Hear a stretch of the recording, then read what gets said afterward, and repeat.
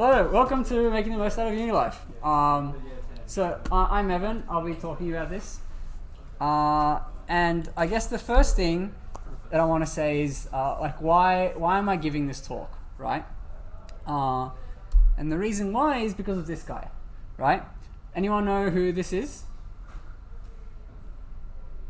Anyone? Yeah. Buckland, yeah, Richard Buckland. He's wonderful Richard Buckland. And he made the videos that we used to watch back when I was doing the first computing course in 2016. And in his first lecture, he gave this great talk that really sat with me because he asked us these 3 questions to try and solve, right? And one of those questions was, what kind of person do you want to be, right? Where do you want to be? What sort of life do you want to live, right? What do you want to do? What are your goals and aspirations? What do you want people to remember you for? And how do you want to feel when you look back on your life? Now, I'm not expecting you to answer all these questions now, and he wasn't expecting us to answer those questions either. But what he did want us to think about is, what do you want to get out of uni, right? Why are you at uni? What's the point of being at uni? Right? And what do you want? Not what your parents want or what society wants or etc., right? Because if you're not going to try and solve that question, you're going to spend the next however many years of your life wasting those years because you don't know what you want, right? When they could be the most formative years of your life, where you're at uni, right? So what do you want to do, right? Why are you here? How do you want to change while you're here? And what can uni do for you? And how can you pull that off? And finally, the last question he asked was, how is university different from high school, right? Well, who just graduated from high school? Awesome. Do you want to give any suggestions? How is university different from high school? Let's see. Well, I got to plan out how I do my classes. Yeah. When I do my classes. Yeah, right. Big difference. There's a lot more things offered at university than you could get at a school. You're responsible for your learning. Yeah. As well. Cool.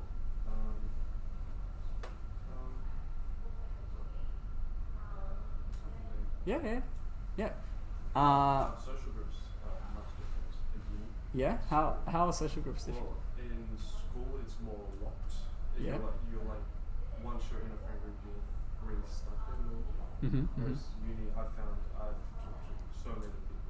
Yeah. Just from everywhere, and when I see them, just I just say hi, and then they're from different groups that wouldn't be one group. Cool. Part of everything. Awesome. Okay, let's cover some of those again so the stream can hear. And if anyone in the stream has suggestions as well, feel free to answer them. So you said you have freedom to do whatever subjects you want to do, right? Yep, and you can pick your own subjects, right? And you're responsible for going to the courses that you want to do, right? So you're more independent. No one's going to tell you what to do, and it's up to you whether you want to turn up to your classes or this talk or the social events, right? What else did you say? There was social groups, yeah. There's a lot more people you can socialize with. Yeah, that's a good one. Anything else? Let's see. More opportunities, right? So uni is your avenue to go and do whatever you want, right? Yeah. Exactly, right? So you can do, if you want to do something at uni is the place to do it because it gives you all those opportunities, right? If you want to learn how to skateboard, you can go and join the skating society, right? Or etc. Cool. Oh, we have someone from the chat. In high school, everyone is after you to do the work, but in uni, it's not like your choice to do things or not. Yeah, exactly, right? no one's going to chase you in uni. Your tutors or your lecturers aren't going to tell you when your homework is due, right? You either submit it on time or you don't. Yeah. What else was there? I think one important thing is that uni is like anti-competition, right? In high school, everyone's competing to get like a really good ATAR, right? And then once you get an ATAR, you can go to uni. In uni, that's not really a thing, right? Like, you're not competing to be the top of your grade. You're competing against yourself, right? You want to just achieve whatever goals you've set for yourself. Does that make sense? What are some of your goals that you've set yourselves? Learn to code? Yeah, right? Yeah. You can some of those goals will be like self values, like I want to learn to be the best at X, right? Other people might say I want to get a HD WAM, right? Other people might say I don't care, I just want to pass, right? Please get degrees or etc. Some of you might say that uni is just about getting a job, right? I just want to go to uni so I can get a job, graduate, and then go to the workforce and start earning money, right?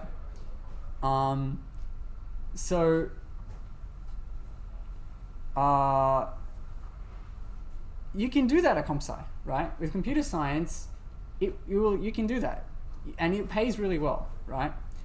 But I think there's more to life than just getting paid and getting money, right? And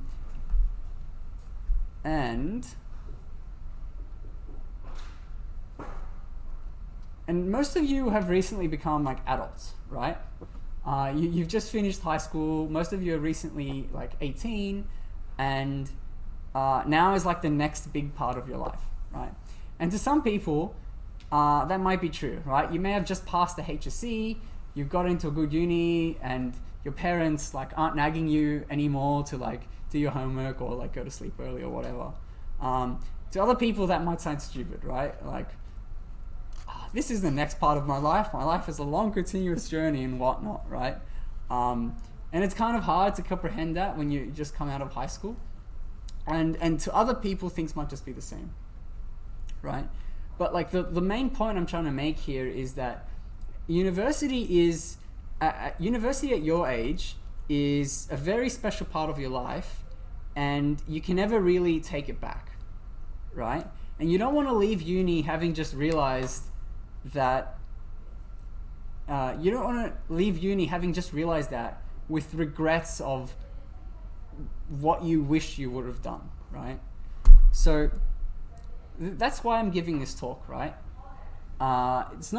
It's because it's not really done anymore. And I think it's important to know all the things that you can do at uni to make the most out of it. Cool. Now, before I continue, keep in mind that everything that's to come is just my opinions, right? This is not meant to be a checklist of everything you should do. It's not meant to act as fact or official advice.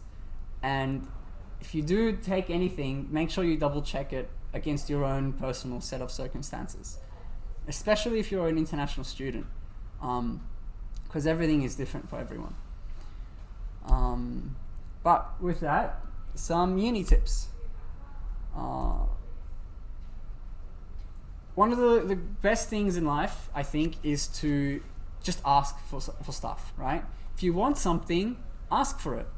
Everything that I've done hasn't just fallen into my lap. It's happened because I made some effort to either request for it, ask about it, inquire about it, request for it, etc., right?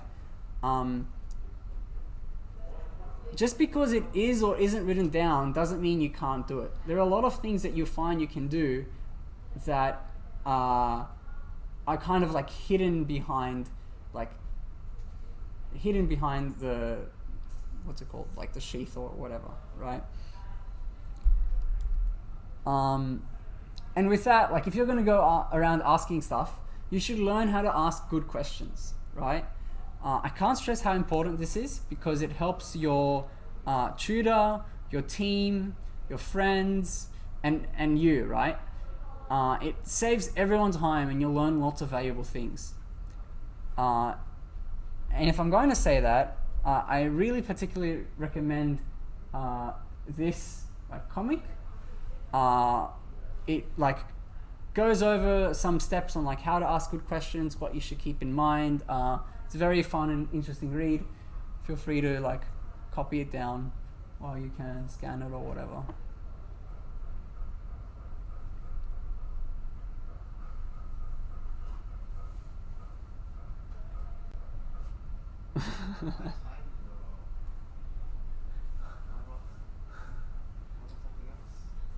It's the only one that had this one.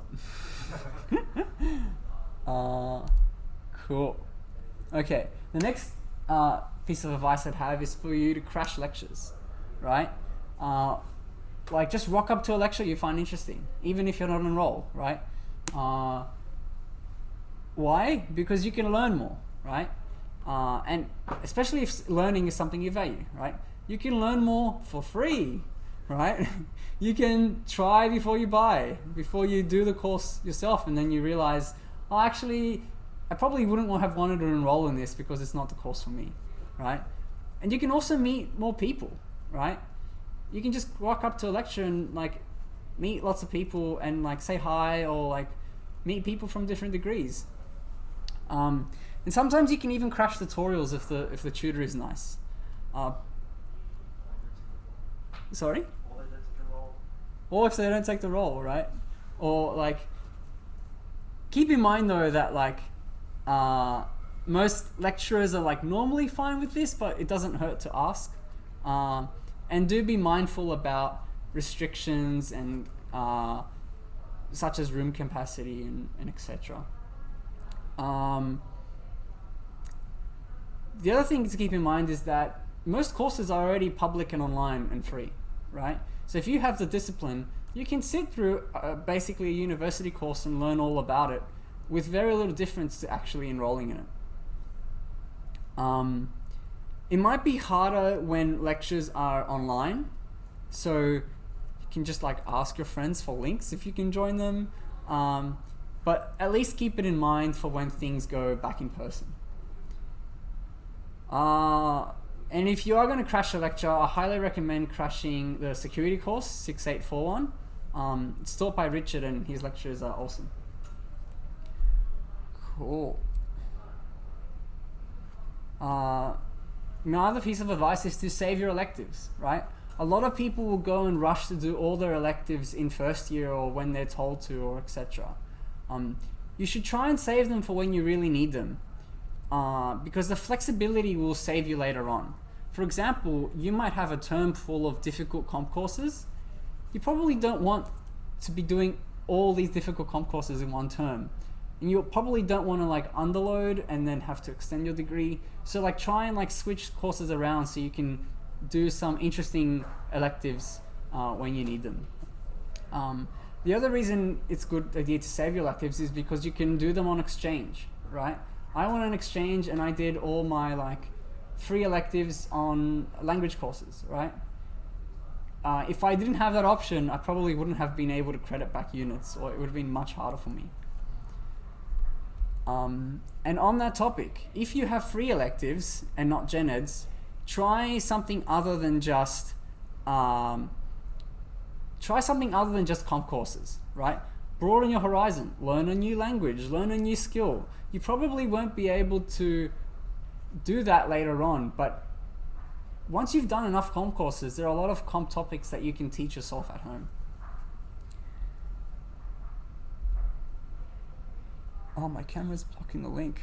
Damn. Okay. Well, we'll have to deal with it. I'll post the link.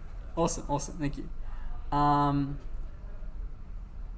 Go on exchange, if it's possible for you. And I can't recommend this enough because exchange is an amazing experience that you might never be able to relive, right? On exchange, you can learn more about yourself. You can travel. You can live a dorm life. You can experience living in a different culture. There's like so many benefits, and it doesn't even cost much. A lot of going on exchange, a lot of the time you can actually get scholarships for. So if cost is a worry to you, then consider that. My other piece of advice is to not rush graduating, right?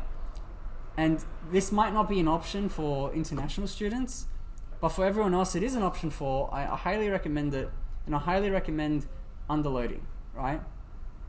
Because once you're in the workforce, it's not the same if you go back to uni. You can go back to uni, but everyone will be a different age and you'll be doing different things and so forth, right?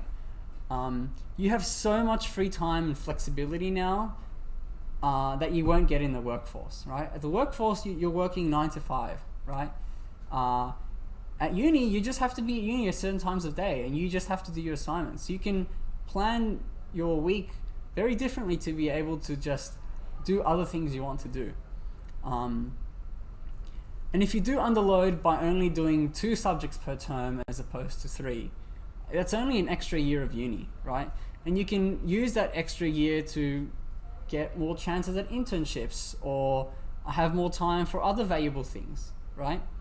And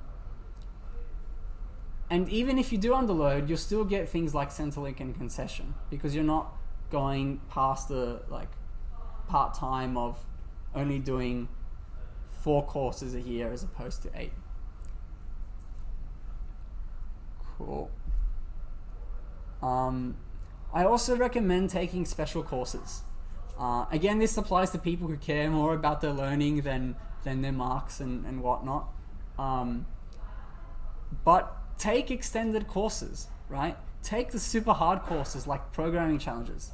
Take the courses that aren't offered anywhere else like advanced operating systems. You can't go back after you finish uni to do those courses, right? And those courses are super interesting courses because they force you to learn a lot of the really technical knowledge that you won't really be able to learn by yourself. How long have I been at uni? Quite a while, since 2016. Okay. Have you graduated? I'm graduating this term, hopefully. What are you Yeah. studying? Computer science and maths is what I'm studying. Any other questions? So you underloaded quite a lot, right? Basically, yeah. After first year, I underloaded. And I'm doing a 4-year degree, and what else? And I also went on exchange and had to take some time off, but hasn't changed my life in any worse way, right? Cool. Okay. Plan your own degree, right? A lot of people will look at their degree plans and be like, okay, this year I need to do this subject, and then I need to do this subject, and this subject. Oh, and if I fail this subject, then my whole degree is going to go crazy. Will do. I will repeat the questions. Okay. Yes, but a lot of people will worry that they're not sticking to their degree plan. The truth is that you don't really need to follow your degree plan accurately, right? If you can enroll in the subject on my UNSW, you're good to take it. Because you're good to take it, and I'll explain why later. Where was I going with this? Yeah, it only really matters, following your degree plan only really matters if you just want to graduate as soon as possible, right? Because the course admin set up the courses in such a way that they say, okay, if a reasonable student can do all these courses in all these years and these subjects are definitely offered, they'll be fine to graduate at the end of the 3 years or etc. For example, you can take Tutor Forewarning in your first year, right? There's nothing stopping you from taking it later on. You just have to do 1531, I think. Is that right, Michael? 1531 was 35. Is it only in T1 this now? Yeah. Damn.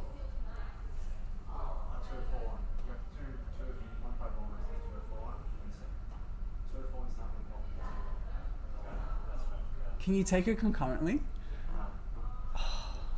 Okay, you can take other courses. Yeah, right? Yeah, nice. I did Math 3411 in my first year, right? And all that needed was discrete. So, just because the course code has a 6 or a 3 in it doesn't mean you can't take the course, right? And again, even if there are like restrictions in terms of what subjects you can and can't do, just ask for a course waiver, right? If you give good reasons, they might just let you take it anyway. There's some questions. How do you know that it is the correct time for everyone to take the electives for his or her degree? That's a good question. I think for me, it was just, what did I feel like I could do and what did I feel like I was interested in doing? And most of the time you can actually ask the lecturers. Like for 3411, I asked Thomas, I really like discrete maths. Is there other courses I can do like discrete maths? And he's like, yeah, you can do 3411. It runs this year at the end of the year, and you only need to do well in discrete maths, and you should be fine, right? Like, it's not that bad of a course, right? If you are going to like try and do different electives at different times, I do recommend like sitting down a bit and figuring out what exactly you do want to do, and like how doing an elective will change your degree. Does that answer your question, Amit? Might be a bit of delay.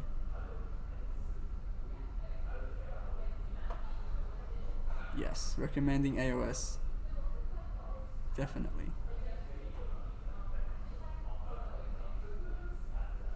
Okay. I don't know how delayed the stream is, but awesome. He said yes. Okay, cool. The other thing you can do is you can take all your maths courses in your last year, right? Some people really hate maths. They don't want to touch maths ever again after high school. And you can do those courses in your last year, so long as you're happy with the restrictions that will give, like that will put on you, right? If you do all your courses in your last year of maths, you might not be able to do other courses that require those maths courses to be done, right? So what I'm trying to say here is that your degree is very flexible. You can do the subjects, like they give you a list of subjects that you want to do. You can do those subjects whenever you want. Okay. If you're doing a double degree, I recommend taking the comp subjects first. It's more enjoyable. It's more employable, right? If you do all the comp subjects, you can apply to internships and casual work and etc. Right after, right? But if you're like slowly doing your comp subjects throughout like a 5-year degree, or you do them all at the end, you're not going to be able to apply for internships in your first or second year of uni. And the other benefit is that if you decide to drop from your degree, if you decide to drop to comp sci, if you have done all the comp subjects first, you'll lose out a lot less subjects later on if you had decided to drop like a different thing instead. And the other thing is, I think that didn't make sense. Okay, no. If you do all your comp subjects first, and you decide to drop from a double degree, which like tends to happen most of the time to most people I talk to, you won't have wasted as many units, as opposed to dropping comp and then doing business or something else, right? Which tends to happen a lot less often. Cool. The other thing I recommend is not to be afraid of switching degrees, right? I switched degrees in my first week of uni, right? I was like, I don't want to do this, I want to do this instead. and it was fine, right? Because the reality is, well, it was fine for me, I should say. But the reality is that once you're in uni, you can basically do any subjects you like, right? Because your degree only really matters, like what you're enrolled in as your degree only really matters when you get to the end of your degree and you ask to graduate. Because all they do is they just say, okay, let's see the courses that they've done, and let's see that the courses that they need to do, yes, they've done all the courses that they need to do. Oh, they did some extra courses, it doesn't really matter, right? It just matters what you want to graduate in. So you can very easily use your electives as a segue to switch degrees, right?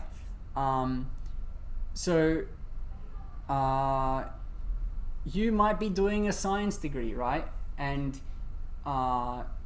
you might have come into uni doing a science degree and wanting to do comp sci. As in the science degree, you can basically do all the first year comp courses as your electives, and at the end of that degree, just transfer into comp sci, right? Doesn't make a huge difference, and I know of people who've done this. But again, if you're going to do this, double check. And if you really value loving what you do, you're going to regret not switching degrees or not doing the courses and things that you wanted to do later. Okay, this is a bit controversial, but I really want you to reconsider SENG. I understand this is an option for most people, like international students or other students that have requirements. But if this is an option for you, I wanted to let you know, because everyone I've talked to that has done SEG has either regretted it or they dropped to comp sci. And so these are some of the things I think they're worth considering. Do you know that you need to do a thesis if you're doing SENG, right? Do you know what a thesis is? And if you do know what a thesis is, are you sure you want to do a thesis, right? If you are sure you want to do a thesis, why not just do comp sci honors instead, right? Or some other degree. Do you need an engineering qualification? SENG gives you an engineering qualification, which a lot of people want. In my experience though, most people want it because it sounds nice. But in all my previous internships, the word engineering has been on the title anyway. So it's something to consider. Do you need to do the workshops? SENG offers workshops. So you can do like project courses with like a team. And it's really nice because you can like meet friends and have a friend group. But you can do other project courses like as electives. Like there are courses that are specifically marked as project that you can do separately, or you can do other external teamwork. The other thing is, do you want to be forced into doing industry experience? I think the only benefit of doing industry experience is that it lets you apply for internships after you've done all your coursework, because you haven't graduated yet, but you've still finished your degree in a sense. But other than that, it's just another restriction as part of SENG that you need to consider. SENG is a 4-year degree. Do you need to do a 4-year degree? Some people do, right? If you like applying for a visa, some of them require that you need to have a 4-year degree. But you can do comp sci honors and that counts as a 4-year degree, or you can do a double degree, right? That's a 4-year degree with an extra course, right? Not an extra course, an extra field, or a double degree in like maths or etc. The other thing that SENG does is it like forces you to take certain subjects. Do you want to be forced to take certain subjects? Because you can just do those subjects that you require to do in SENG anyway by yourself as electives of comp. So I guess it's good if you want all your subjects picked out for you. But yeah, there's a lot of restrictions in doing SENG, and I would consider like looking at it now before going into like 3 years into your SENG degree and then being like every other one of my friends that are like, SENG, thesis, etc. That being said though, SENG does have some cool things like it teaches you a lot of soft skills like teaching you how to communicate, how to present, and how to write documentation. I saw some questions in the chat. Can you get an internship in your second year if you're doing a 4-year degree? Most job requirements say penultimate year. And Kai said yes. You tell them you might drop to CompSci, which is 3 years. Yeah, that's one way you can do it.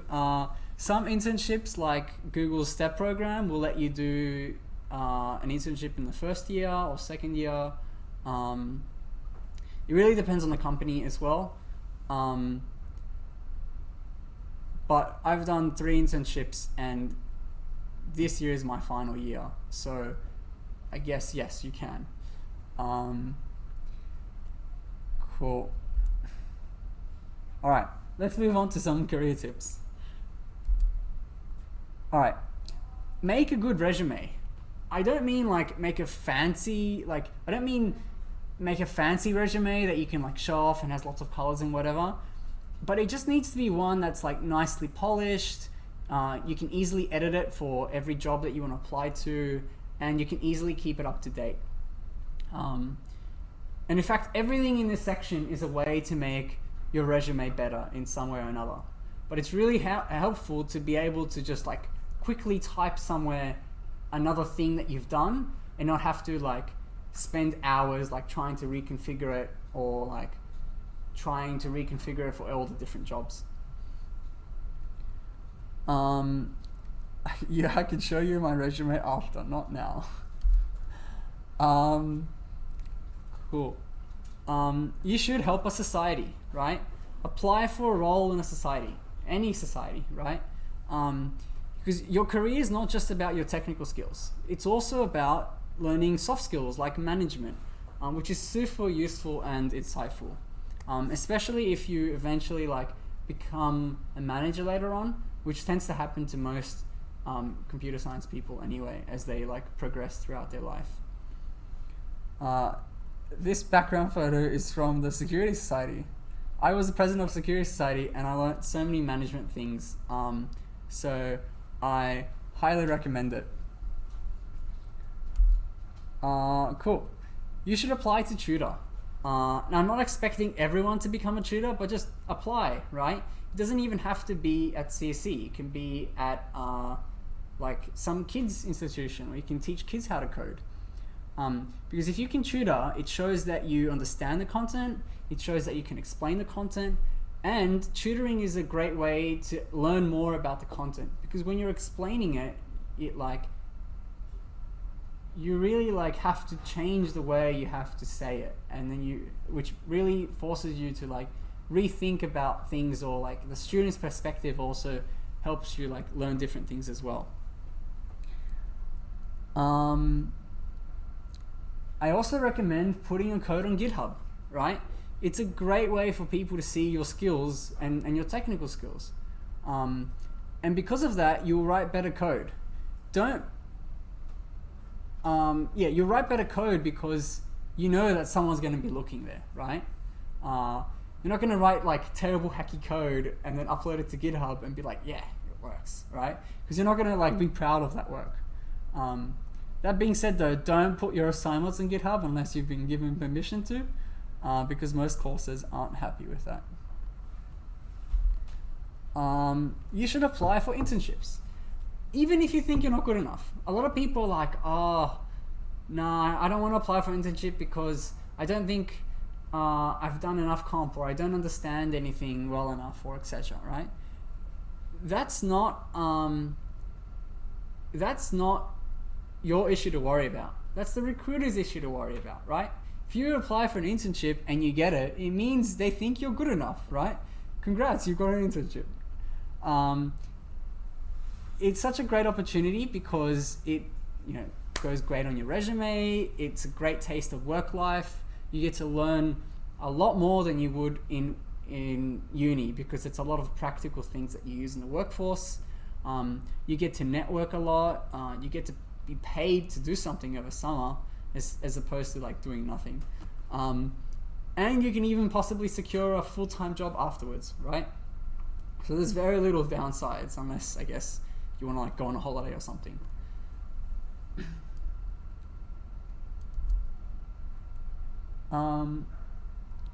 Cool. Is there a problem with the stream? Okay, no, it's fine. Okay, cool. Similarly, you should apply for casual work. And it doesn't have to be technical like an internship either, right? Just like internships though, it's a great thing to put on your resume, and it also has a lot of the great benefits of an internship in terms of learning life skills and learning things that are in the workforce and learning how to get paid and so forth, right? And there are some, I know there's some less options for international students who are limited to like 20 hours per week, but there are companies that will accept you to do casual work even if you're international. Cool. You should do a hackathon, right? You get to do it with a team. You get to learn how to build a product in a fast-paced environment and possibly win some prizes while making friends and having fun, right? There's not much more that I can say there. And it's free as well, right? Like, why not? Sunny says, what would you say is the best way to get internships? Side projects, volunteering experience, etc. I think there's a couple of factors. The first part is like having a good resume that stands out. I think comp sci is a very big field now, so it's very hard to stand out. So you want to try and do as much as you can to be different from everyone else. You're not going to be different from everyone else if you just follow the same uni career path as everyone else does and you don't do anything in your free time and so forth. You might probably get a job later on, but if you really want to get something, you really got to like make yourself different. There's like thousands of people in your degree every year that are churned out from our university alone. You're competing with so many other people. Like when you're competing with so many other people, there's so many other things that like you would need, like they would be looking at to like compare people. So do as much as you can. Do side projects, do volunteering experience, do something that makes your resume stand out, so that when you get referred for a job or when you apply to a job, I do recommend getting referrals, by the way, because they help you like move to the top of the stack, right? But once you get past the first stage of like the resume, the next stage is the interview, right? It's likely that if you do all your side projects and you do all your learning and etc., you probably won't have a hard time at the interview. But it also pays off to practice for the interview by doing things like programming competitions and mock interviews and so forth. Yeah, like specifically, most employers look for people that are like team players. So they're not looking for like the smartest kid in the room, right? Because the smartest kid in the room could be as smart as they want to be, but they probably won't be able to communicate with their team, right?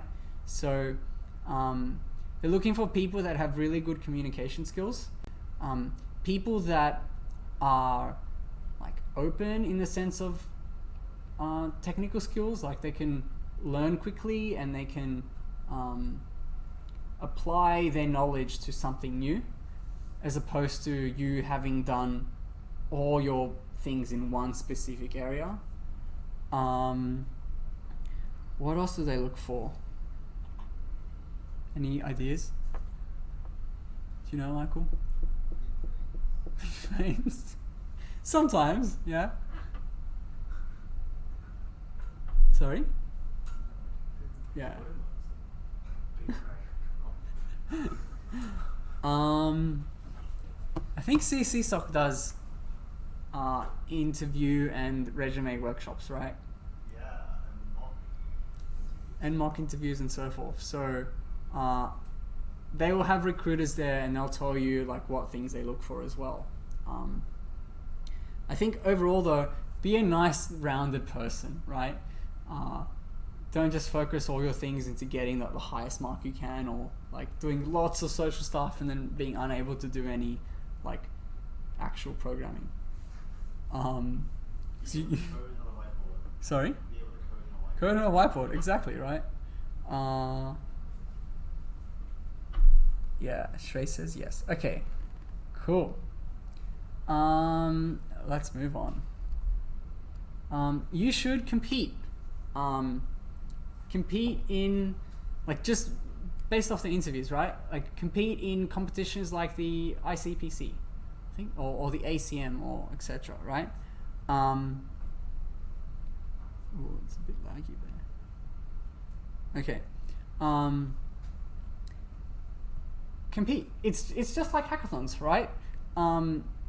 You can go to an ICPC competition and try and solve some challenges with friends. It's very fun, it's free, etc., etc. You heard it all before, right? But with these kinds of competitions, you can also do them online. You can do things like leak code, and you can practice all your interviewing questions beforehand, which gets you better at doing the interviews. It's very worthwhile having this skill.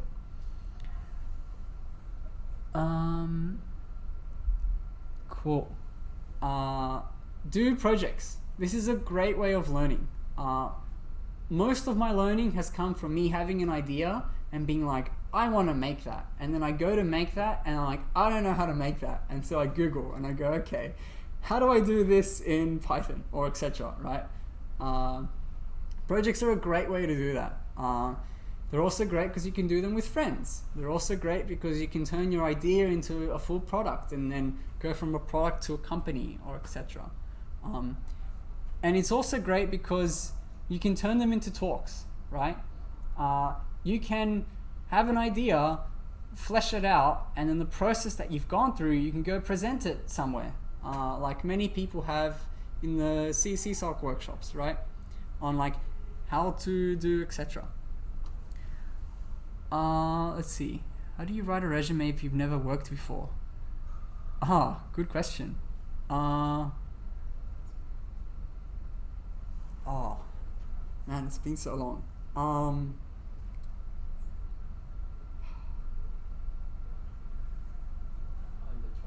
Sorry? Not necessarily, right? I didn't really have a job when I first started, when I got my internship. I think just find things to fill your resume with. Do side projects, do tutoring, do volunteering. You don't need to be paid to get to your next job, right? You can do a lot of volunteering gigs that will teach you a lot and will show a lot of skills as well. And what else? Do well in uni. Do social stuff. What's on my resume? It's like go to CCSOC's resume workshop and you'll find out. Okay. Cool. On the topic of conferences and talks, you should attend them, right? Attend a conference. It's a great way to network with people, meet new people, meet really interesting people that you probably won't meet at uni, right? I've met some of the people that worked on Python. You're not going to find them at UNSW. You're going to find them at PyCon though, right? You get to learn lots. There's a lot of great talks from Python conferences that go over the really technical aspects of programming, or of specific things in tech that you're not going to be able to just read up on or do at uni. And there's no downside to attending, right? If you're a student, most conferences will give you discounted or free tickets, or some will even send you there for free because you're a student, right? And on that note, do lots of speaking, right? It shows your communication. It shows that you can like pitch an idea to someone. You can learn, it also lets you learn how to present, right? Like, I didn't come here like knowing how to be an amazing presenter. I don't think I'm an amazing presenter. But like, you're gonna learn through lots of mistakes, right? And you gotta like find places to make those mistakes. You don't have to be good. And you don't have to speak at conferences either. You can speak at societies like CCSOC, right? And it's such an important skill to be able to learn how to present, because you're going to need it at some point in your life, right? Whether you want to or not. Either if it's like at work, or if you want to show off some awesome thing, or it just helps you speak better. And the other thing is, if you apply to speak at conferences and you get in, they'll cover your costs for you. They'll give you a free ticket to go. And I've been sent to a conference for free, like flights and accommodation included, because I just like wrote up a talk idea, I sent it, and like, yeah, that's good. You should come to the Gold Coast, right? Why not? There's some questions. Let's see. Are side projects the VIPs? Side projects yeah. Anything you do can basically be a side project, right? As long as you're like learning something from it and you can like show it to someone else, it's a side project. Can I join VIP while I'm double degreeing? I have no idea. I think VIP is a new thing. Did CCSOC pay me for this? No, CCSOC can't pay me for this.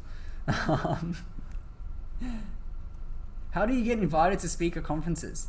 You don't get invited to speak at conferences. You apply to speak at conferences, and then they let you know.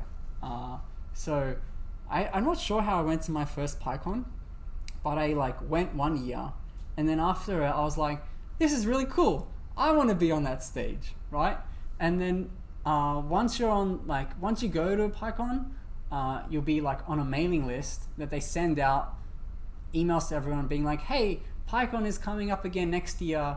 We're like opening calls for proposals. You should make a proposal and ask to like apply or like so forth, right?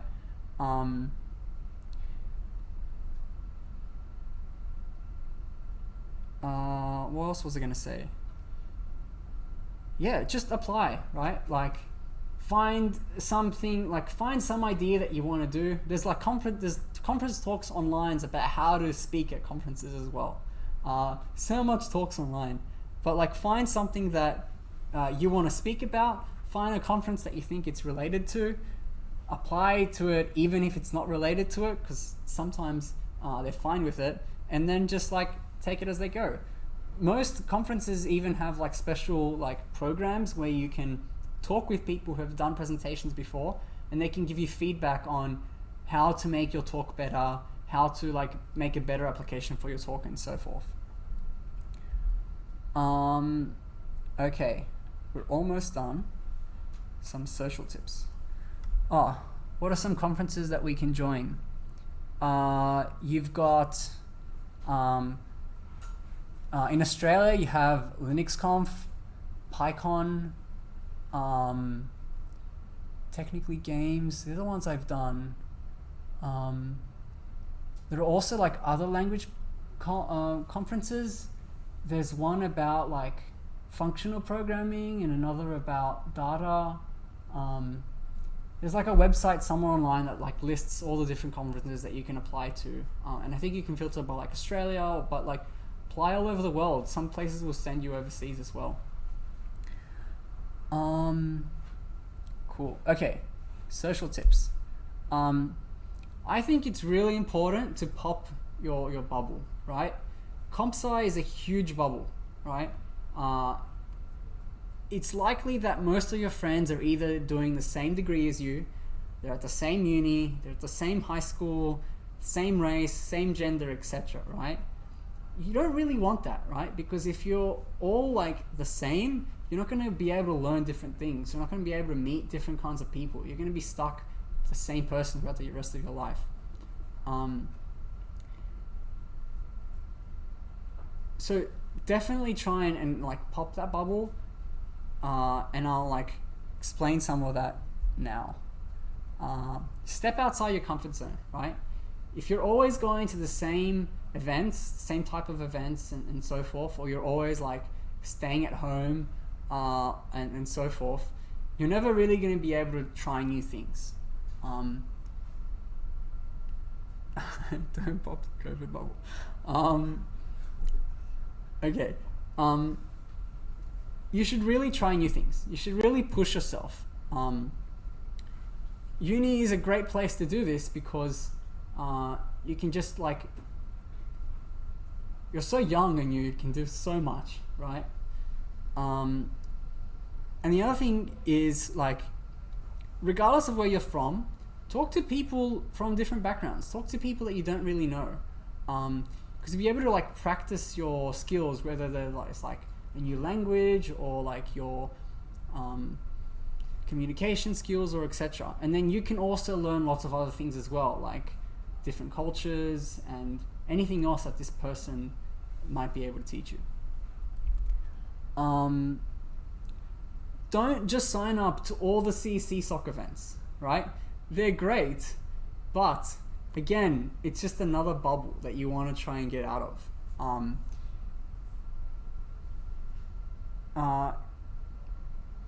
Like don't just all do the like similar societies where you meet similar people.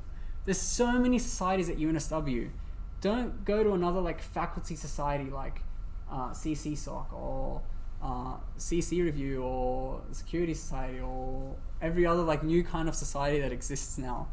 Go into societies where you'll meet people from different like walks of life. Like I really recommend Lo-Fi SOC because you've got people from everywhere, like arts and science and what are some other like commerce, yeah, right, law, etc., etc. Like having those kinds of friends is super valuable. Okay, do social sport. This is a great way to meet lots of different people. And I didn't know it was a thing until last year, but you can just sign up to a society that does sport as their like social thing, right? There are so many like awesome people that you can meet. Most of my awesome friends have all just happened to be from the same sport. So definitely give it a try. That being said, also do revue. Revue, if you don't know, is a live comedy sketch show with singing, acting, and dancing. Revue is an amazing group of people to be around. There's so many ways that you can like help and really make some good lifelong friends. And with that, like, do everything I've mentioned before, right? You can be social in every aspect of life if you're open to it. Whether that's in your internship or tutoring or etc., right? You're always gonna, like, regardless of what you do, you're always gonna be able to find people to hang around with. All right, almost done. Cool. Some life tips. Learn how to communicate. This is such an important skill to learn, because no matter how great of a person you are, no one will want to talk to you or be around you if, sorry, I said that wrong. No matter how smart you are, no one wants to talk to you if you're not a great person to be around. If you like make people feel bad, or you like don't like liven the spirit up, or etc., right? Or if you say things the wrong way. So I think How to Win Friends and Influence People is an amazing book to read about this, if you can ignore its like outdatedness and kind of like I don't know, it's got this weird vibe to it, but there's a lot of interesting ideas in it, and it's very short as well. Experiment. You're in university, you're young, You're not tied down with like endless responsibilities. This is the time at any point of your life where you can make lots of mistakes and try lots of things. You can't you can't make lots of mistakes in high school because you get punished for it. You might not get to uni. You can't make lots of mistakes when you're in the workforce because you'll get fired, right? But you're at uni, just do lots of things, right? As long as it's illegal, right? Like, but you get what I'm trying to say. Learn more about yourself and learn more about the world around you, because the later you leave it to, the harder it's going to get. Say yes to everything, right? Say yes to everything that only happens once. Say yes to events and opportunities, right? You can go and watch Netflix another day. It's always going to be there. The next CSC soccer event isn't going to happen next week, right? Otherwise, you're just going to be missing out, and you don't know what you're going to be missing out on, right?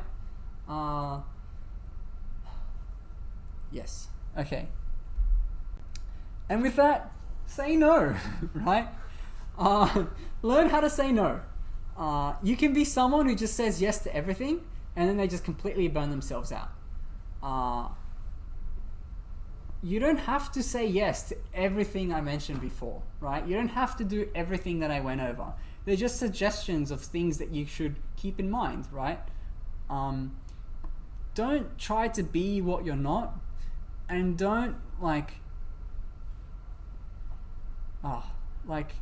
don't just do everything and then tire yourself out. Learn how to take time to yourself and how to really balance your time and learn your limits and where you should put your yeses and your nos. And that's it. Thank you very much.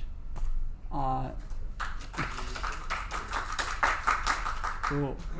I'll be around a bit for questions. I did go a bit over time, but yeah, are there any questions from the floor?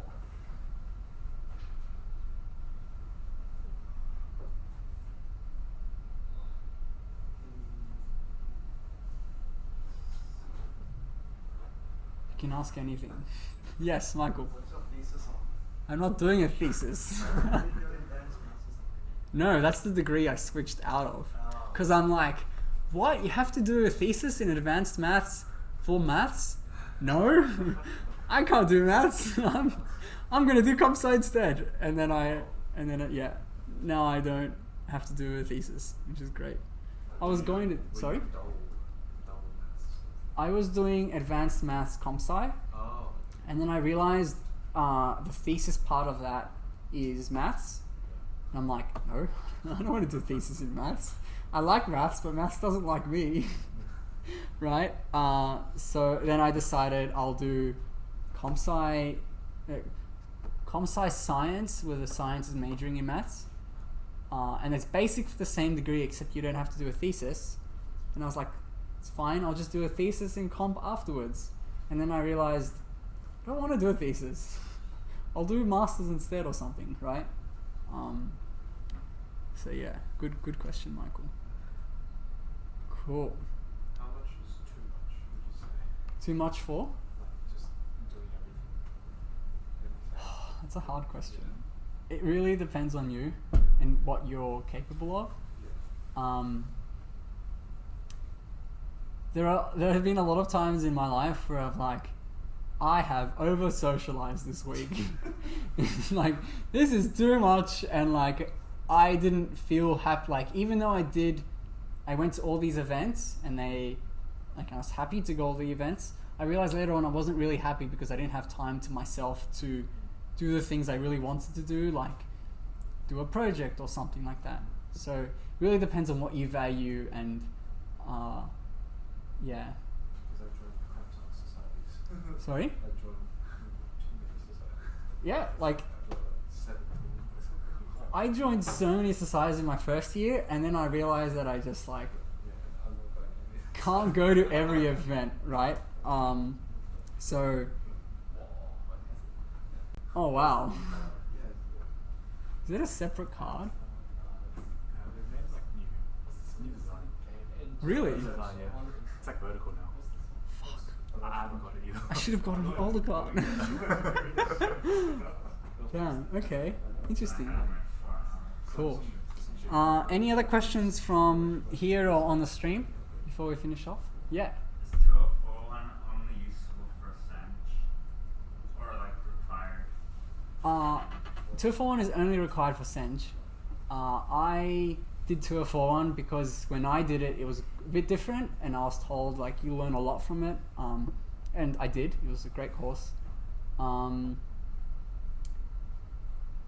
Yeah, does that answer your question? There is a comp sci student. Yeah. But like it's not, you don't need a field. You can't, this is free one. Oh yeah. Oh, I'm doing doubles, so you can't.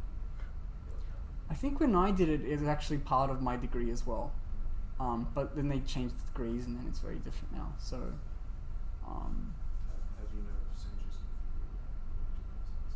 how do you know if SENG is not for you? I was thinking about this earlier. I was like, okay, I'm supposed to fit flexible, but SENG is just Yeah. I can't tell you what to do. I think like go back through that that list. I can like send you the points, and like really ask yourself why are you doing SENG and what you want to get out of it.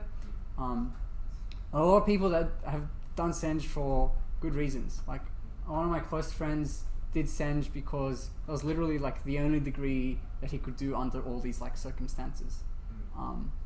He still didn't like it at the end. He probably would have not wanted to, but it's something that you should like think about now, as opposed to like going through 2 years and being like, oh no, right?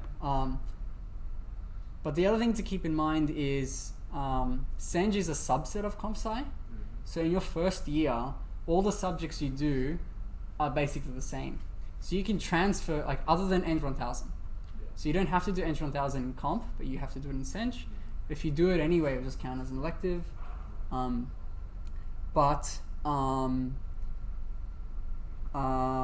Yeah, you can go to the end of your first year and then be like,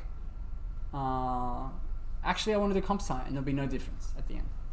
Does that make sense? What's a double degree? How do you know if you want to do a double degree? Because I'm doing commerce with my SENG. Just do commerce comp sci. Yeah, I know, I could do that too. I mean, Like, if you need help. it's like my ones are super flexible because I was like, okay, I was offered the double degree, so why not try it and see what Yeah, happens. yeah. So it's like, and that's SENG as well. Yeah.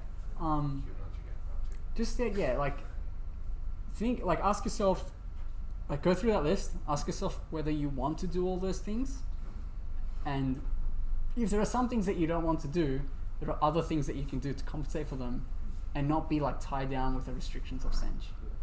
Because I originally was looking at just an engine. I wanted to do it from some sort. Yeah.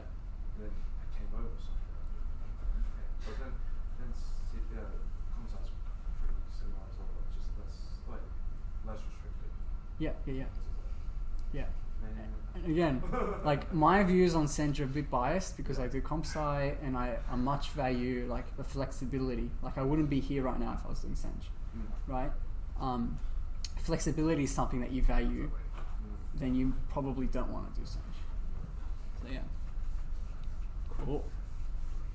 There's 2 questions. What would you say is the best workaround to full classes waitlists?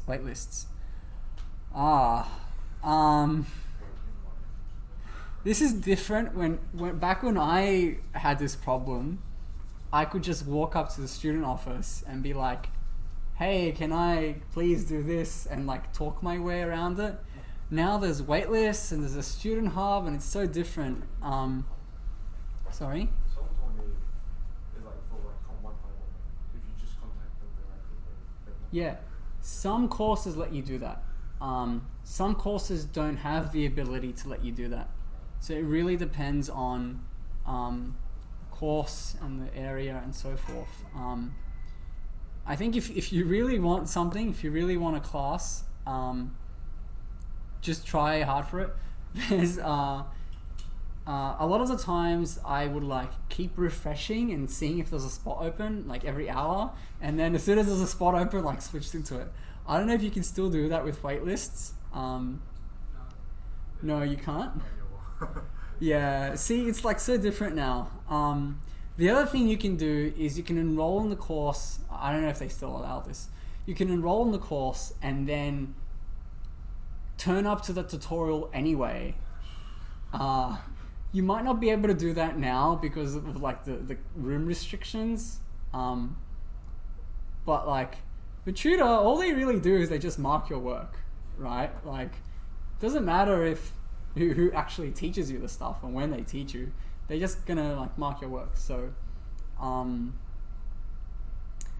yeah, do it. Just try and do it as early as you can. Like, like make an event for your like enrollment deadline and like enroll as soon as that minute hits. And also like update all your information before you go. So then you get like a few extra seconds before everyone else. Yeah, I hope that helps, Sunny. Cool. I think that's us. Thank you all for coming. It was wonderful to give him a talk in person again. I hope it was useful.